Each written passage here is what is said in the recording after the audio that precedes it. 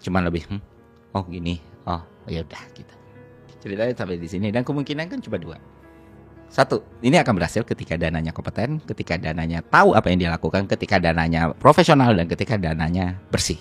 Dia nggak korupsi, dia nggak nilep duit, dia nggak buang duitnya ke tempat lain, dia nggak berbohong, dia nggak nipu orang. Dan kalau itu semua terjadi, ya kemungkinan besar dana akan berhasil. Si Pertiwi akan tambah kaya dan anak-anaknya juga tambah makmur. Dan tentu efek yang lain adalah anak-anak tadi itu punya trust yang besar ke dana, sehingga anak-anaknya berkembang, Pertiwinya berkembang, dananya juga berkembang.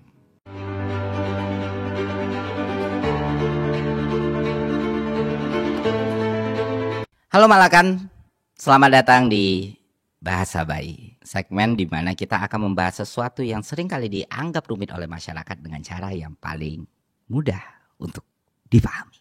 Dan pembahasan pertama kita tak lain tak bukan adalah Danantara.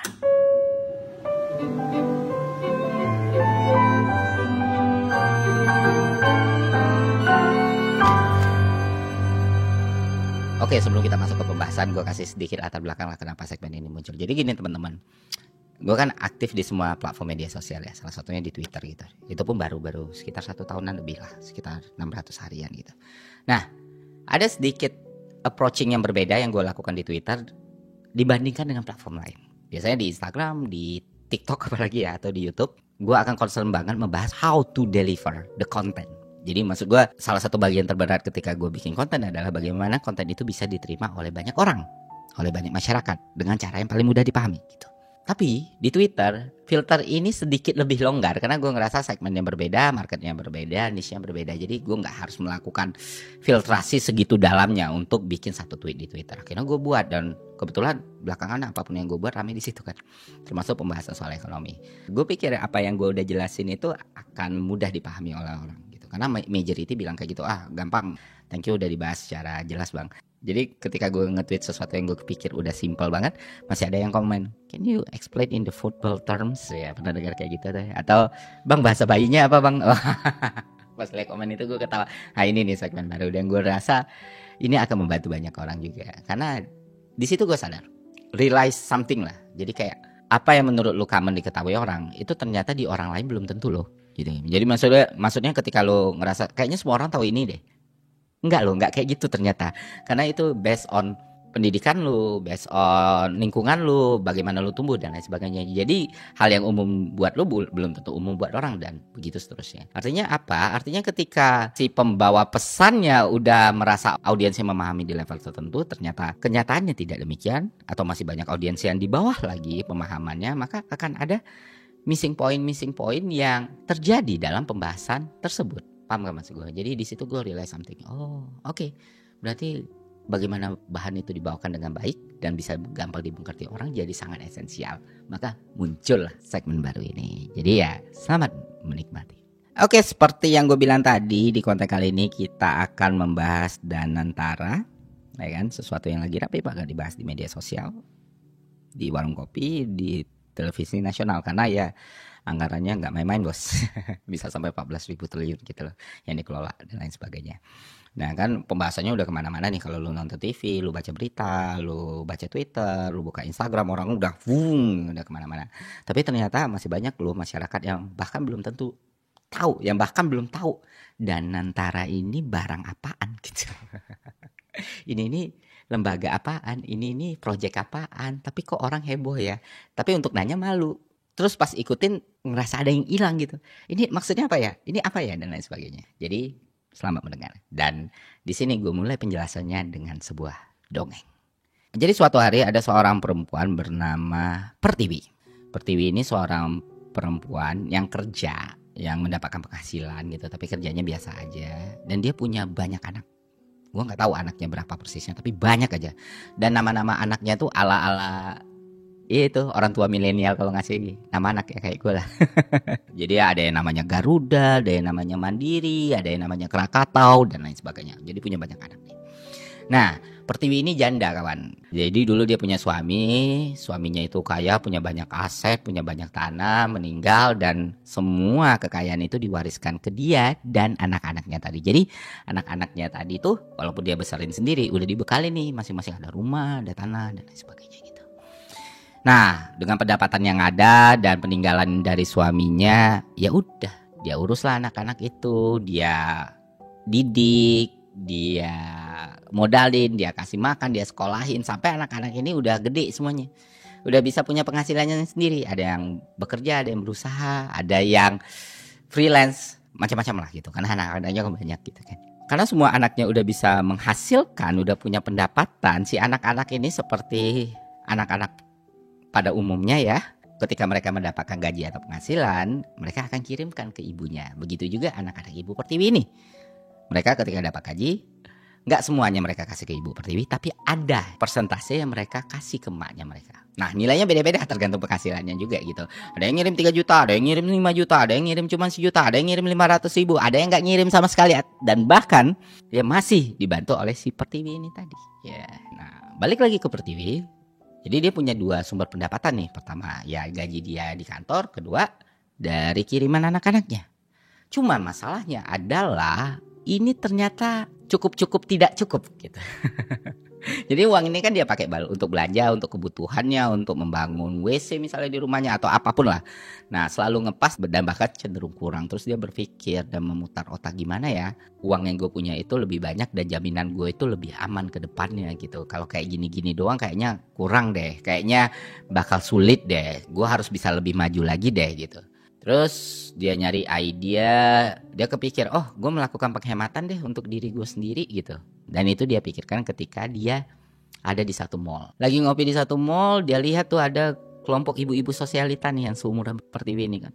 Oh, dia lihat, gue pengen deh join di geng itu, geng ibu-ibu sosialita ini. Dan alasannya itu bukan cuma karena pengakuan ya, tapi dia ngerasa kalau gue bisa join di geng sosialita ini, ya bisa punya taraf kayak gitu, gue bisa punya jaringan kemana-mana, opportunity gue lebih besar, tawaran kerja mungkin lebih besar, dan buat gue sendiri, ya networking gue juga jadi lebih bagus. Gue kalau mau dagang juga lebih gampang. Nah, tapi untuk masuk ke geng sosialita, lu harus punya ketersediaan dana per bulan itu 25 juta. Sedangkan pendapatannya si Pertiwi ini cuma 15 juta. Nggak bisa dong dia masuk. Akhirnya dia muter otak. Gimana ya bisa ngubah dari 15 juta ke 25 juta ini? Kayaknya gue harus melakukan penghematan deh. Harus gue adjust deh gaya hidup gue dan kebutuhan gue. Akhirnya dia pindahin paket internetnya dari 1 juta ke 90.000 gitu. Beberapa barang-barang dia jual gitu yang memang benar-benar gak butuh. Terus ketika ada di rumah dia gak lagi ngidupin AC tapi kipas angin. Terus banyaklah penghematan yang dia lakukan dalam kehidupan sehari-harinya. Agak mengganggu memang, mengganggu aktivitas, mengganggu operasional, mengganggu kenyamanan. Tapi dia ngerasa gue perlu nih kan. Dan benar terkumpul duitnya, lumayan lah. Tapi ternyata belum cukup gitu.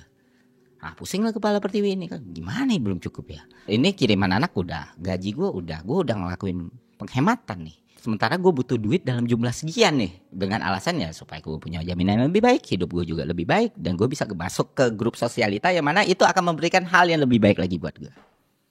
Mikir, terus dia kenalan nih sama cowoknya namanya Dana kawan-kawan. Nyambung lah mereka.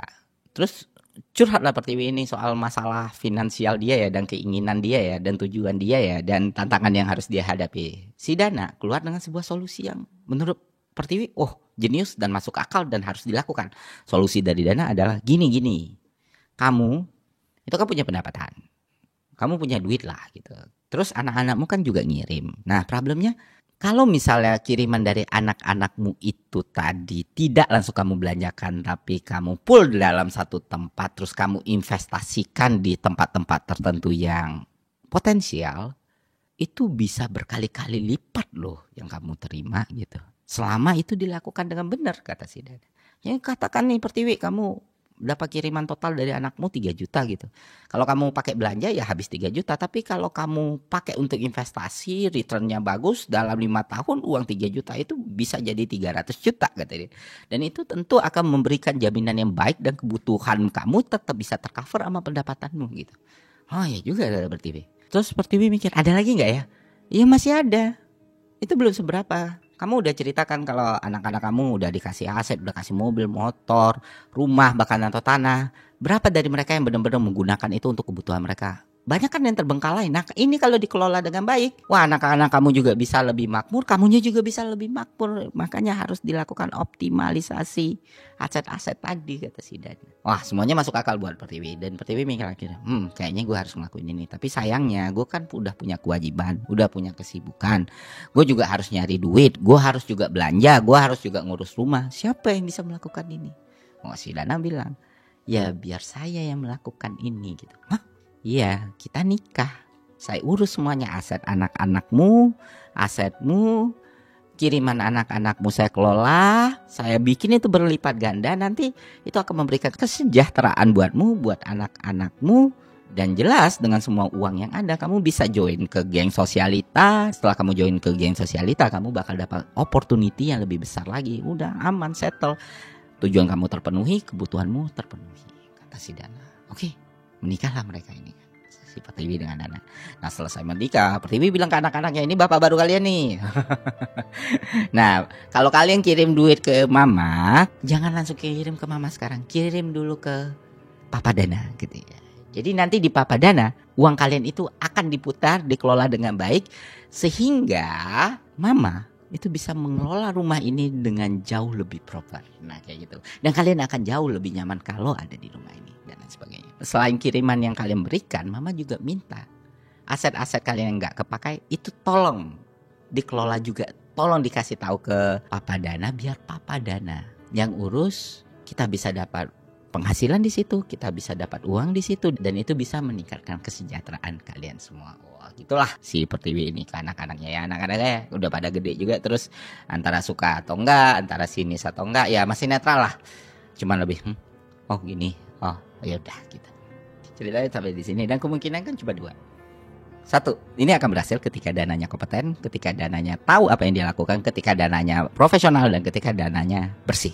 Dia nggak korupsi, dia nggak nilep duit, dia nggak buang duitnya ke tempat lain, dia nggak berbohong, dia nggak nipu orang. Dan kalau itu semua terjadi, ya kemungkinan besar Dana akan berhasil. Si Pertiwi akan tambah kaya dan anak-anaknya juga tambah makmur. Dan tentu efek yang lain adalah anak-anak tadi itu punya trust yang besar ke Dana, sehingga anak-anaknya berkembang, Pertiwinya berkembang, Dananya juga berkembang dan semakin dikenal gitu loh. Nah sementara kalau ternyata Dana itu penipu, Dana itu tidak kompeten, dia tidak profesional, dia punya agenda pribadi, dia punya kepentingan pribadi di situ. Dari awal dia approaching itu bukan mikirin kayak gimana Pertiwi tambah sejahtera atau gimana anak-anaknya bisa scale up, dia mikirin dirinya sendiri. Maka yang akan terjadi pada keluarga Pertiwi adalah si anak-anak tadi pendapatannya bisa berkurang atau bahkan kehilangan pendapatan. Dan bukan cuman itu, bukan cuman anak yang pendapatannya selama ini kecil, anak-anak yang udah sehat nih ya, udah bagus pendapatannya, itu bisa terusik juga karena kan jadi dia udah nggak bisa ngirimin sebanyak sebelumnya, dan ketika dikirimin itu ditekel sama Papa Dananya dikelola dengan tidak baik. Nah itu akan berdampak juga. Nah buat Ibu Pertiwinya lebih parah lagi, berarti akan ada penyesuaian yang luar biasa sekali nih gara-gara kesalahan yang dilakukan Papa Dana tadi sama si Pertiwi ini. Ya bisa jadi belanjanya lebih kurang lagi, konsumsinya lebih kurang lagi, dan dia bisa bankrupt. Dan terburuk aset-aset yang ada bahkan harus dijual. Dan lebih kontraproduktif lagi, si Pertiwi malah harus membantu si Dana untuk mengelola uang. Dan sebenarnya yang lebih buruk lagi adalah karena dia malu gitu melihat suami barunya kayak gitu, dia terpaksa malah ngebantu Dana gitu supaya tidak malu di depan tetangga gitu, supaya oh ya Dana berhasil ya, artinya duitnya makin kurang lagi. Dan itu menimbulkan banyak sekali dampak buruk bagi ekonominya Pertiwi. Dan bukan cuma itu, pandangan buruk juga oleh tetangga. Dan yang terakhir ya hilangnya kepercayaan pada Dana itu sendiri. Nah sebuah dongeng yang luar biasa kan. Nah sekarang pertanyaannya, mana ending yang akan terjadi? Ya Ibu Pertiwi ya Indonesia, anak-anaknya tadi ya BUMN, si Dana ini ya Danantara. Ibu-ibu sosialita itu adalah negara-negara maju dengan pendapatan 13.860. Target kita kenapa pertumbuhan ekonomi kita butuh di 6-7% supaya kita bisa mencapai itu. Aset-aset peninggalan mantan suami itu ya kekayaan negara tidak bergerak ataupun bergerak yang dimiliki pemerintah kita yang memang selama ini tidak teroptimalisasi dengan baik. Duit yang dikasih sama orang tua tadi adalah dividen BUMN yang memang sebagian itu harus disetorkan ke negara dan dikelola oleh Kementerian Keuangan sehingga digunakan untuk belanja. Artinya simpelnya kayak gini teman-teman, dari sini framework sama fungsinya udah nangkep kan. Nah ya gitu. Jadi bisa dibilang Danantara itu adalah sebuah lembaga investasi sifatnya super holding, gak termasuk Singapura, banyak kesamaan tapi ada perbedaan yang fundamental juga, yang mana lembaga ini ya diperuntukkan untuk meningkatkan kualitas pengelolaan keuangan negara kita melalui investasi, yang mana sumber dananya berasal dari dividen BUMN, penyertaan modal negara, hasil efisiensi APBN, dan yang terakhir itu aset-aset BUMN itu sendiri, yang mana nilainya katanya itu mencapai 14.000 triliun. Nah, inilah duit yang akan diputar dalam investasi tersebut. Sebuah lembaga super holding yang luar biasa, dan sebenarnya bukan barang baru di dunia ya. Di Singapura ada, di Malaysia ada, di Cina aja, you name it lah, beberapa negara punya lembaga-lembaga seperti ini. Mungkin ya sifatnya beda-beda lah, beda-beda tipis, tapi ya bentuknya juga tetap sama. Nah, kalau berhasil ini akan jadi game changer buat ekonomi Indonesia. Dan gue kira ya pertumbuhan ekonomi 6-7% bisa tercapai kalau emang dana Tara ini berjalan dengan baik. Tapi kalau gagal ya kita akan menghadapi konsekuensi yang besar. Bisa jadi krisis ekonomi berkepanjangan, APBN yang terus defisit, kontraproduktif, masalah trust issue yang semakin besar, investor lari, dan lain sebagainya. Bagaimana kita menghindari risiko itu ya orangnya harus kompeten, harus lepas dari agenda politik, harus berfokus pada ROI, dikelola dengan transparan dan independen. Tapi kalau sampai digerogoti korupsi, dijadikan bancaka proyek, dijadikan agenda dan tujuan politik, yang mana pemerintah mengintervensi terlalu banyak, ya resiko untuk gagalnya itu besar sekali. Di sini kita bisa nilai masih banyak masyarakat yang melihat itu secara skeptis, dan di sini pemerintah harus paham. Kenapa masih banyak masyarakat yang melihat itu skeptis ya? Karena masyarakat berkaca pada beberapa mega project sebelumnya gitu loh. Dan sebenarnya nggak perlu reaktif juga atau nggak perlu salty juga, apalagi kalau pemerintah ya cukup buktikan aja by kinerja. Kalau kerjanya benar, hasilnya ada, ya masyarakat juga akan fair. Itu yang harus dipahami pemerintah. Jadi nggak semuanya nih harus dilawan gitu, nggak gitu kurang lebih. Soal pengawasannya ya seperti yang kita ketahui ya, BUMN ada fleksibilitas hukum di situ, tapi itu kayak hal yang common kita temuin di lembaga-lembaga super holding supaya dengan semangat menghindari kriminalisasi ya, karena kan itu investment, dan investment kan nggak menjamin 100% berhasil, resiko rugi itu selalu ada gitu. Jadi bentuk fleksibilitasnya itu selama kerugian itu tidak karena kesalahan pribadi, kepentingan pribadi, pelanggaran hukum, konflik of interest, atau inkompetensi ya, ada beberapa faktor lain ya sudah, itu bagian dari bisnis. Nah itu doang tuh fleksibilitas hukumnya sebenarnya, dan seidealnya nggak imun dari hukum, direksinya nggak imun dari hukum, pengawasnya nggak imun dari hukum gitu. Oke, semoga dengan cerita ini, semoga dengan analogi ini, semoga dengan bahasa bayi ini teman-teman bisa lebih mengerti topik kali ini. Kira dengan modal ini ketika kalian mencari tahu lagi topik soal Danantara ini, itu akan lebih bisa keep up. Buat yang mau tahu lebih dalam, mungkin gue sedikit membahas di channel gue, atau kalian bisa ke Twitter gue, udah gue bikin tuh threadnya, atau mungkin kalian bisa lihat di postingan Malaka. Itu aja dari gue, semoga konten ini bermanfaat. Sampai jumpa di konten selanjutnya. See ya.